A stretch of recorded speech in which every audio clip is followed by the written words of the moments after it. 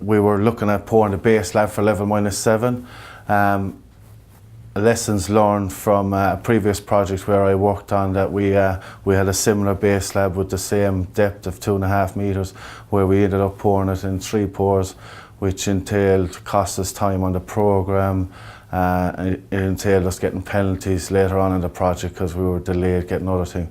So we set up a pre-pour meeting for the base slab, and I suggested that we pour it in one rather than pour it in 3 sections, which was passed by my line manager, which was then taken to the designer, which he was happy enough that we would have no construction joints, which would reduce the workload on our team, and it would benefit our programme.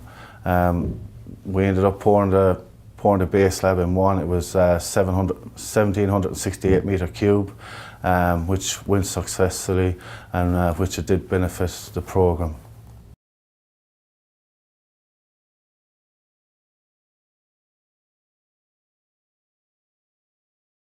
As part of relieving the congestion at Lewisham Station, I contributed to the design of the option development report for Lewisham Station.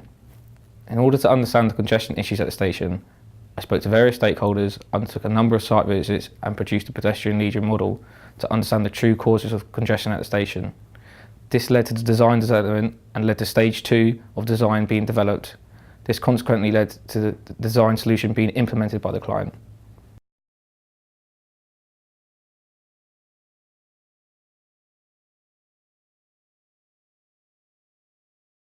The bridge D224, the bearings were at a higher level, and identify that a contractor is required in order to inspect a particular part of the bridge. I will contact my manager, and then the relevant people would be asked to come out on site with me, and in order to provide support for me to inspect the asset. I identified the need for support to carry out this specific inspection of the bridge, where by contacting my line manager, he got the contractors out. A MUP, mobile elevated working platform, was required for me to visualize the top area of the asset, i.e. the bearings. And once I was on it, I would direct the contractors to take me to the relevant areas so that I can do a full inspection of the bridge.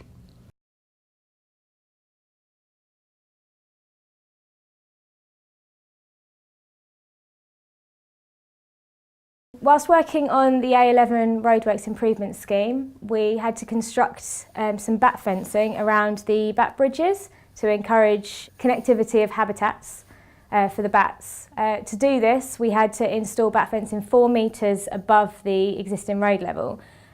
So on a site survey, I determined that to do this, we'd need to construct bunds around the bat bridges to raise the level of the fence up, which we had to submit a design proposal to the client and get this approved prior to constructing them on site.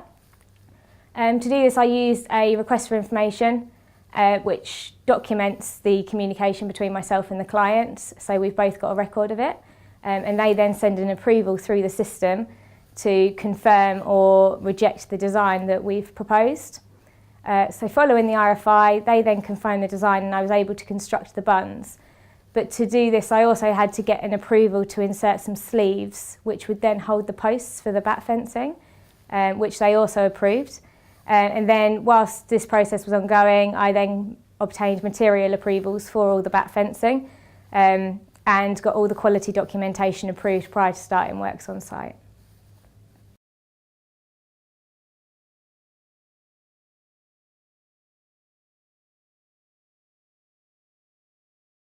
Part of my job as a bridges and structures inspector is to I get called out to bridge strikes or incidents across the network.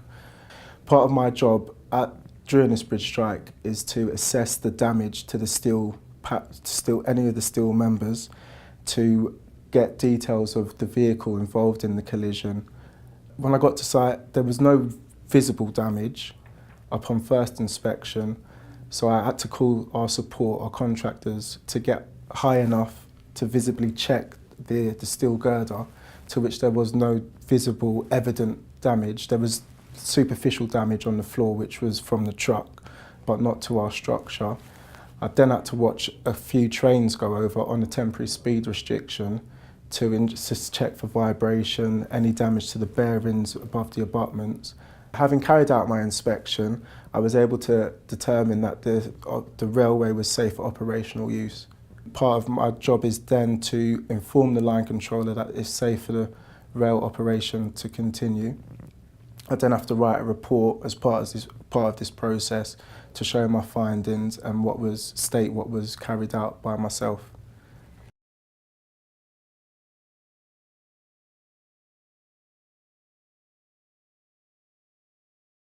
I'm going to talk about a challenge we faced delivering 2 metre thick concrete slab 5 floors below ground to construct the ticket hall for Crossrail. One of the big challenges we had was how do we deliver 900 tonnes of rebar to 30 metres below ground, taking into account our stakeholders, a very busy road and a Grade 2 listed building adjacent to the site. I arranged for a number of people to attend a workshop, including steel fixers, concreters and supervisors, so we could understand the problem and come up with a solution. After the workshop, the plan was to install, to lift the rebar vertically through the openings in the floor slab, because the openings were not big enough to accommodate 12 metre long lengths of rebar. The reason we wanted to maintain the rebar length was because it was heavily congested steel. Any reduction in sizes of rebar would have led to more congestion, which would have hindered pouring the concrete and it would have impacted on the quality. The other challenge was how do we move the rebar once it was underground, reducing with a lot of manual handling input. So we installed a monorail with a lifting beam. So this was a way that we managed to move the rebar very efficiently without actually impacting on people's safety. The other challenge, because the slab was 2 metres thick, we had to actually lift it up 2 metres off the ground to get it for the top mat.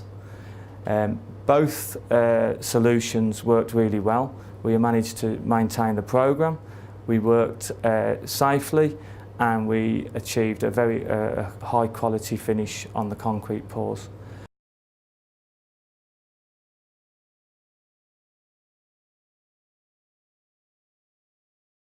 Lot A is 5 shifts, 5 staff and £5,000 limit.